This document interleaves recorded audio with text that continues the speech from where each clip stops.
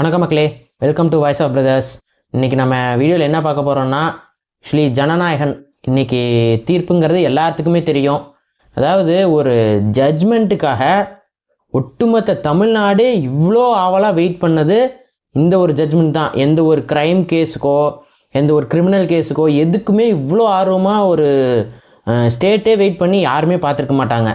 So entire தமிழ்நாடே இந்த ஜட்ஜ்மெண்ட்டுக்காகத்தான் இன்றைக்கி அவ்வளோ ஆவலாக காலையில் இன்ஸ்டாகிராமு, யூடியூப்பு, கூகுள் எல்லாத்துலேயும் தேடிட்டே இருந்திருக்கிறாங்க. ஸோ அந்த அளவுக்கு இது விஜய் அவர்களோட மூவி வந்து இம்பேக்ட் க்ரியேட் பண்ணிடுது. இந்த மூவி வந்து ரிலீஸ் ஆகுமா ஆகாதா, இந்த மூவிக்கு வந்து என்னதான் சொல்யூஷன், அதாவது இந்த மூவியை எப்படியாவது பார்த்துடணும், ரிலீஸ் ஆயிடணும்னு ஒரு பக்கம் ஒரு டீம் வந்து போராடி வெயிட் பண்ணிகிட்ருக்காங்க. ஸோ அதே வந்து இன்னொரு பக்கம் பார்த்தீங்கன்னா, இந்த மூவி ரிலீஸ் ஆகிறதுக்கு என்ன ஆனாலும் விட்டுறக்கூடாது. இந்த மூவி ரிலீஸ் ஆனால் நமக்கு நிறைய பிரச்சனைகள் வரும், அரசியல் சார்ந்த நிறையா விஷயங்கள் உள்ளே இருக்குது. ஸோ இந்த மூவியை எப்பாடுபட்டாவது ரிலீஸை ஸ்டாப் பண்ணிடணும் அப்படின்னு சொல்லி அது ஒரு பக்கம் ஒரு டீம் பெரிய லெவலில் போராடிட்டுருக்கு. ஸோ இப்போ சிபிஎஃப்சி சர்டிஃபிகேட் கொடுப்பாங்களா மாட்டாங்களா, இல்லை கோர்ட் வந்து இதை தள்ளி போடுதா இல்லை இப்போவே சொல்லுதா, எல்லாத்தையும் வந்து இந்த வீடியோவில் ஃபுல்லாக பார்க்கலாம் வாங்க. ஜஸ்டிஸ் ஆஷா இவங்க தான் வந்து இந்த கேஸை ஹேண்டில் பண்ணவங்க. ஸோ இவங்க இன்றைக்கி 10:30க்கு என்ன ஜட்ஜ்மெண்ட் கொடுத்துருக்காங்கன்னா, ஃபஸ்ட்டு ஜட்ஜ்மெண்ட்டு கொடுத்துருக்காங்க, ரெண்டாவது ஒரு விஷயம் மெயினாக சொல்லி அதுக்கு தான் இந்த ஜட்ஜ்மெண்ட்டுன்ற மாதிரி சொல்லியிருக்காங்க. ஸோ என்னென்னா, ஃபஸ்ட்டு இவங்களுக்கு சென்சார் போர்ட் சர்டிஃபிகேட் கொடுங்க அப்படின்னு சொல்லி அவங்க ஜட்ஜ்மெண்ட் கொடுத்துட்டாங்க. ஆக்சுவலி கொடுத்து மூவி ரிலீஸ் பண்ணுங்கன்னு சொல்லிட்டாங்க. அதுக்கு என்ன பின்னாடி சொல்லியிருக்காங்கன்னா, ஆக்சுவலி அவங்க சொன்னதுக்கு முன்னாடி இதோட ஆக்சுவல் ப்ராப்ளம் என்னென்னா, இப்போது ஒரு மூவி வந்து சிபிஎஃப்சிக்கு போகுதுன்னா அது 5 பேர் கொண்ட டீம் வந்து ரிவ்யூ பண்ணுவாங்க, ரிவ்யூ பண்ணி சர்டிஃபிகேட் கொடுப்பாங்க. ஸோ அப்படி தான் ஜனநாயகன் மூவியும் வந்து சிபிஎஃப்சி டீமுக்கு போயிருக்குது. அந்த 5 பேர் படத்தை பார்த்துட்டாங்க. பார்த்துட்டு 27 கட்ஸ் கொடுத்துருக்காங்க. அதாவது ஒரு மூவிக்கு 27 கட்ஸுங்கிறது ரொம்ப பெரிய விஷயங்க. அவ்வளோ கட்ஸையும் அந்த டீம் ஓகே நாங்கள் பண்ணுறோன்னு சொல்லி அக்செப்டும் பண்ணிட்டாங்க. ஸோ இந்த 27 கட்ஸை பண்ணிட்டா நாங்கள் யூஏ சர்டிஃபிகேட் கொடுத்துட்றோன்னு சொல்லி சிபிஎஃப்சி டீம்லேருந்து சொல்லியிருக்காங்க. ஸோ அந்த மூவி ப்ரொடக்ஷன் டீமும் அவங்க கொடுத்த அந்த 27 கட்சியும் எந்த ஒரு எதிர்கேள்வியும் கேட்கல, எந்த ஒரு அப்பீலும் வைக்கலை. அந்த 27 கட்சியும் பண்ணி வித்தின் 2 டேஸ்லேயே திருப்பி அனுப்புகிறாங்க. ஸோ அப்போவும் பார்த்தீங்கன்னா அந்த 5 பேர் பார்க்குறதுல 4 பேர் பார்த்துட்டு ஒருத்தர் எகெயின் கம்ப்ளைண்ட் ஃபைல் பண்ணி இது சிபிஎஃப்சியோட சேர்மேனுக்கு போகுது. இந்த மூவியில் வந்து ஒரு சில இஷ்யூஸ்லாம் இருக்குது, அதனால் வந்து இதை நாங்கள் சர்டிஃபிகேட் கொடுக்க முடியாது அப்படின்னு சொல்லி எகெயின் போகுது. ஏன்னா இப்போது ஃபஸ்ட் டைம் பார்க்கும்போது அந்த 27 கட்ஸை சொல்லி நீங்கள் யூஏ சர்டிஃபிகேட் கொடுக்குறேன் இதை பண்ணான்னு சொல்லிட்டீங்க. அப்போ ஏன் ரெண்டாவது தடவை வந்து இப்படி மாற்றி சொல்கிறாங்க அப்படின்னு சொல்லி இப்போ சேர்மேனுக்கு போகுதா. ஸோ சேர்மேனுக்கு போனதுக்கப்புறம் கேஸ் வந்து கோர்ட்டுக்கு வருது. ஸோ ப்ரொடியூசர் சைட்லேருந்து என்ன சொல்கிறாங்கன்னா, அதுதான் 27 கட் பண்ணால் சர்டிஃபிகேட் கொடுத்துட்றோன்னு சொல்லி சொன்னாங்கல்ல, அவங்க சொன்னதுக்கு ஏற்றுக்கிட்டு நாங்களும் பண்ணி அனுப்பிட்டோம்ல. ஸோ இதுக்கப்புறம் மறுபடியும் சேர்மேன் சைடில் போய் 20 நாள் ரிவ்யூன்னு வச்சு இது எங்களோட பிஸ்னஸை பாதிக்கிற மாதிரி இல்லையா, 500 கோடி இன்வெஸ்ட் பண்ணியிருக்கிறோம், 5000 தேட்டர்கிட்ட ஜனவரி 9 அன்னைக்கு நாங்கள் ரிலீஸ் பண்ணுறோன்னு சொல்லி ப்ராமிஸ் பண்ணியிருக்கோம், இதுக்காக லட்சக்கணக்கில் மக்கள் வந்து டிக்கெட்ஸ் புக் பண்ணியிருக்காங்க. ஸோ இது ஒரு எங்களோட பெரிய பிஸ்னஸையே பாதிக்கிறது தானே, இது வந்து சரி கிடையாது அப்படின்னு சொல்லி ப்ரொடியூசர் சைட்லேருந்து கேட்டிருக்கிறாங்க. ஆஷா மேடமும் என்ன சொல்லியிருக்காங்கன்னா, ஸோ இப்படி ஒவ்வொருத்தரும் இந்த மாதிரி ரிவ்யூவில் போய் கடைசியில் இப்படி ட்விஸ்ட் வச்சாங்கன்னா எந்த மூவியுமே ரிலீஸ் ஆகாது. ஸோ ரிவ்யூ பண்ணுற 5 பேர்த்துக்குமே எங்காவது ஒரு இடத்துல இருந்து சம் பொலிட்டிக்கல் ப்ரெஷர் எது வேணால் வர்றதுக்கு வாய்ப்பு இருக்குது. ஸோ இப்படி வந்தால் எந்த மூவியுமே ரிவ்யூ பண்ண முடியாது, சர்டிஃபிகேட் கொடுக்க முடியாது, ஏன்னா வேறு மாதிரி ப்ரெஷர் பண்ணுவாங்க. ஸோ இது வந்து மிஸ்யூஸ் ஆகும் கண்டிப்பாக, அதனால் இப்படி பண்ணக்கூடாது. ஸோ நீங்கள் மூவியை ரிலீஸ் பண்ணுங்கள், அதுக்கு சர்டிஃபிகேட்டும் கொடுங்கன்னு சொல்லி ஜஸ்டிஸ் ஆஷா அவங்க தீர்ப்பு கொடுத்துருக்காங்க. ஜட்ஜ்மெண்ட் வந்து இன்றைக்கி மார்னிங் வந்துருச்சு, ஓகேவா. இந்த ஜட்ஜ்மெண்ட்டுக்கு அப்புறம் சிபிஎஃப்சி சைட்லேருந்து என்ன பண்ணுறாங்கன்னா மேல்முறையீடு பண்ணுறாங்க. எங்கன்னா பெஞ்சுக்கு போகுது. ஆக்சுவலி பெஞ்சுனா இப்போது ஃபஸ்ட்டு ஒரு கேஸ் வந்து ஹைகோர்ட்டுக்கு போகுதுன்னா ஹைகோர்ட்டுக்கு அடுத்து மேல்முறையீடுங்கிறது பெஞ்சுன்னு போகும். பெஞ்சில் 2 செட்டாக விசாரிப்பாங்க. ஸோ அதுக்கப்புறம் மேல்முறையீடுனா தான் சுப்ரீம் கோர்ட்டுக்கு போகணும். ஸோ இவங்க ஹைகோர்ட்லேருந்து ஜட்ஜ்மெண்ட் வந்துருச்சு. ஸோ பெஞ்சுக்கு போயிட்டாங்க.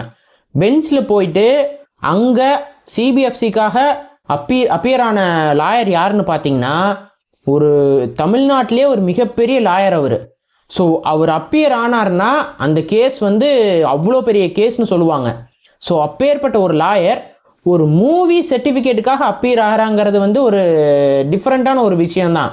ஏன்னா அவர் வந்து இதுக்கு முன்னாடி அவரோட ரெக்கார்ட்ஸ்லாம் எடுத்து பார்த்தா இந்த மாதிரி எந்த கேஸ்க்கும் அவர் அப்பியர் ஆனது கிடையாது. ஈவன் அவர் ஜூனியர்ஸ் கூட இந்த மாதிரி கேஸ்லாம் எடுத்தது கிடையாது. அவங்க எடுத்தது எல்லாமே சிவில் கிரைம் அந்த மாதிரி கேசஸ் தான். ஸோ அவ்வளோ பெரிய பொசிஷனில் இருக்க லாயரை இந்த கேஸில் இறக்கியிருக்காங்கன்னா இது பின்னாடி எவ்வளோ பெரிய பின்னணி இருக்குங்கிறத நீங்களே தெரிஞ்சுக்குங்க. ஸோ அந்த லாயர் இங்கே அப்பியர் ஆகி அவர் இந்த கேஸுக்கு வாதாட ஆரம்பிக்கிறார். அந்த பெஞ்சில் கேஸ் ஃபைல் பண்ண அப்புறம் இன்னைக்கோட லாஸ்ட் கேஸாக அந்த கேஸை தான் எடுக்கிறாங்க. ஏன்னா எடுப்பாங்களா இல்லையான்ற மாதிரியே போயிட்டு இருந்திருக்குது அந்த கேஸு. ஏன்னா சப்போஸ் எடுக்கலன்னா நாளைக்கு இல்லைனா மண்டேவாக கூட மாறி இருக்கலாம் கேஸ் எடுக்கிறது. ஸோ இன்றைக்கோட லாஸ்ட் கேஸாக எப்படியோ அதை எடுத்துட்டாங்க. ஸோ எடுத்ததுக்கப்புறம் சிபிஎஃப்சி சைட்லேருந்து என்ன சொல்கிறாங்கன்னா இது ப்ரொடியூசரோட மிஸ்டேக்கு.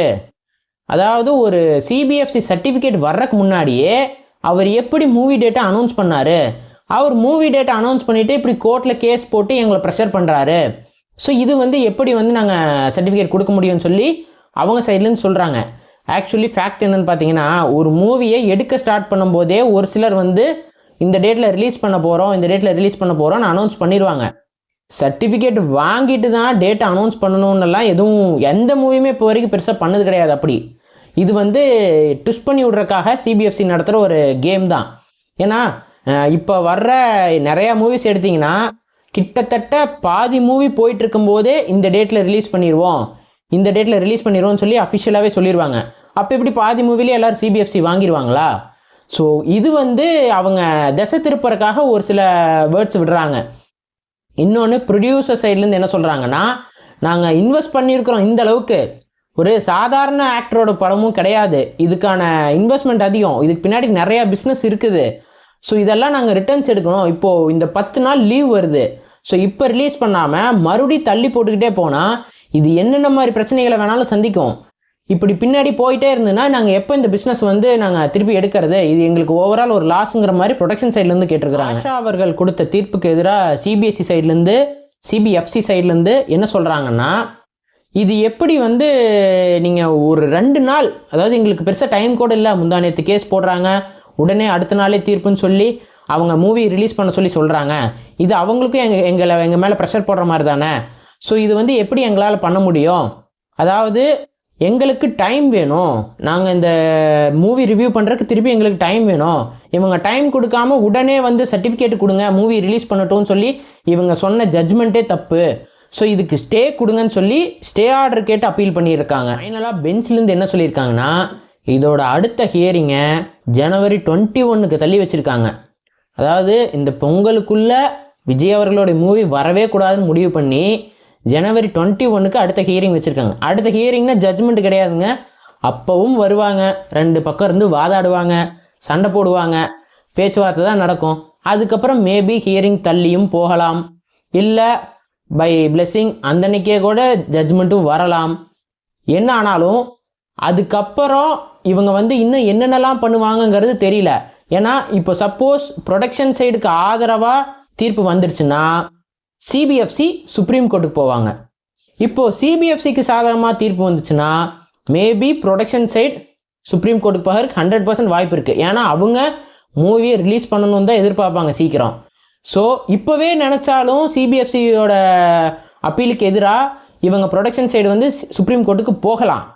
பட் ஆனால் அவங்க அந்த டெசிஷன் எடுப்பாங்களா இல்லையாங்கிறது எனக்கு தெரியல. ஏன்னா இப்போது கேஸ் போயிட்டுருக்குது, சும்மா நம்ம ரொம்ப அப்பீல் பண்ணி ஏன் போனோம், இதோட ஜட்ஜ்மெண்ட் என்னங்கிறத பார்ப்போங்கிறக்காக வெயிட் பண்ணலாம். இல்லை சுப்ரீம் கோர்ட்டில் அப்பீல் பண்ணாங்கன்னா இந்த கேஸ் அப்படியே பெஞ்ச்லேருந்து சுப்ரீம் கோர்ட்டுக்கு மாறும். ஸோ அங்கே இதே மாதிரி ஹியரிங் இழுத்துட்டே போச்சுன்னா எனக்கு தெரிஞ்சு எலெக்ஷனுக்குள்ளேயாவது ஜனநாயகன் மூவி வந்துருமான்றது நான் அவளோட வெயிட் பண்ணிகிட்ருக்கேன்.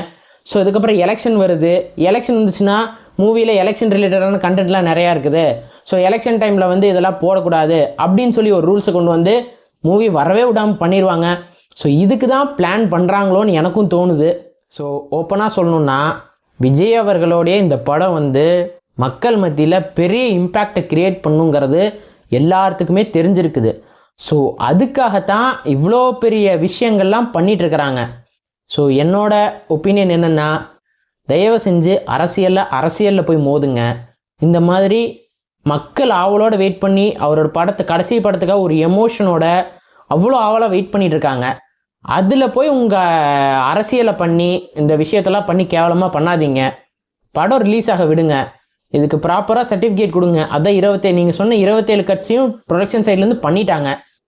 அப்புறமும் ஏன் நிறுத்தி வச்சுக்கோங்க? தயவு செஞ்சு சர்டிஃபிகேட் கொடுங்க. மூவி நல்லபடியாக வரட்டும்.